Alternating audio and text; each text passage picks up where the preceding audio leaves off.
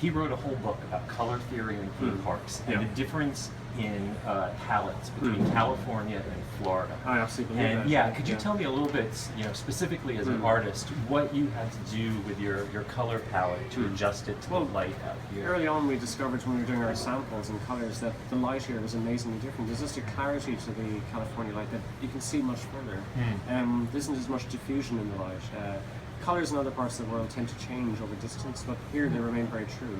So it was almost like going to high definition in a way. My eyesight improved dramatically, and it's the same. But so that helped me tailor the colors and the details. I enhanced the texture more because the light was catching the walls and surfaces so well. So the castle, virtually identical to Orlando, but more the color changes, the rock, little nuances in the rock, and we tried to borrow from the surrounding landscape as well. So in this location we have the amazing hills all over Los Angeles, and we tried to borrow those and bring those into our world, and that helped us increase our footprint and bring you into another layer of space and detail.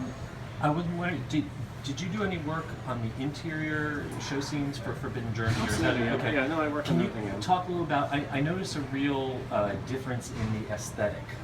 Colors seem richer and more saturated. Again, things are a little spookier and scarier. Yeah, I think we wanted to, Stuart mentioned earlier on in the panel about, he recognized the level of dirt here, and that was a good observation. I'm very proud that he actually saw that, because I always wanted to make this one feel a little bit more lived in. I think the environment, this is a very different part to Orlando. It's a very different sense of storytelling. Thierry and Mark will talk about that. The tram tour is so different. It's a different world. It's an older park. It's got a lot of history. So bringing something that's very historical here was quite interesting. And also contrasting a little bit with the adjoining attractions was an important part of our detailing. And I think LA just has almost a perpetual amazing level of sunlight that we wanted to make work for us. Everything is just that a little bit sharper, and that helped us. It wasn't a challenge; it was an opportunity to tailor this world a bit. Speaking of the surrounding attractions, one difference is you don't have the blessing of land, control of all the space around you like you do in Florida. I know when technical previews first started here, a lot of the internet went crazy about sightlines. I can see Shrek, and I can see this, and then magically, murals start going up. Paint, Was that always part of the plan, or was that a matter of you build it and then you look at the reactions and then you decide? No, I think we always plan to make the real world go away, but to make it go away, you have to put the first layers in. You have to put the landscaping in. You have to build your buildings, then landscaping, and then you see what you can see through. So the Shrek mural, for example, is a movie backdrop. It's quite nice to bring the art of movie making in another layer. So a lot of people have commented how beautiful it is, and it's not meant to be photorealistic. It's meant to be an abstract painting in a way. Kind of impressionist. Yeah. So funnily enough, on a camera, it's actually very realistic, and that's exactly what a movie backdrop would do. So it's bringing movie making, and movie making is so integral to this whole park as well. It's much more so than Orlando. This is a old movie studio. I'm actually very jealous because it seems like there's a lot more texture on the show building of Forbidden Journey here, as opposed there are spots in Orlando where you can really see the warehouse. Right. It seems like that's been extended. Well, we worked on that, and Mark and Thierry touched on that. How little enhancements here and there to help tell the story even more.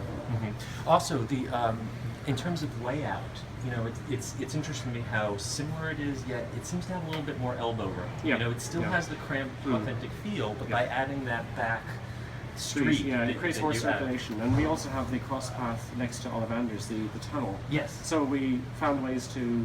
There are no queues in the street. As much as we could, we embedded queues into the architecture, so that there isn't a sense of. I don't like the word queue. It's more you want to enjoy the experience, and I think the Ollivanders building works so well now. It caters for a lot more guests. A lot more people can enjoy that experience, but yet they don't feel they're being heritage in any way. They're getting to enjoy spaces. We did last night, and it was the flow of it was much better than the original. Film props. I found it's great that you guys were able to incorporate some film props. I'm really curious about one prop in particular, the Dada classroom blackboard. Yes. I remember at the celebration a couple of years ago, you guys announced that the original film prop that was going to go into Islands of Adventure. Were there two of them? We have several of them. Okay, so the one that's currently in Island Adventure is now. Because I've asked so many team members, and none of them know anything about it. It's we actually have several of them. They're slightly different actually, but again, it's not that they're the same. They were used in different sets. Right. They are actual original props, and yes, you're well spotted that they're the same one, but they're the same but different. All right, now you got to go. Last question, real Yeah. quick. I noticed Stuart is listed on IMDb as working on Fantastic Beasts, but you are not. No, I'm focused on this world. Yeah, Okay. I'm representing Stuart here now, so I'm his design guidance person elsewhere. So now that this is opening, what's next for you? What do you get to move on? You never know. I'm waiting for the surprise. When they call you up and tell you? I'm waiting for the phone call. But I know we've talked before about Ministry of Magic Yeah. in Florida. Is that still your dream I'm project? always discussing if you different were- ideas. We're always pitching ideas to each other. It's a constant conversation, really, of what we could do to tell different stories. Right now, we're nearly ready on this. Like, we're hours from being open, and we're still actually doing little details here and there, just perfecting it. Fantastic. Well, I hope that more Potter comes to Orlando, so I get It'd be to great meet you out there I again. hope so. Thank you so Good much. to see you.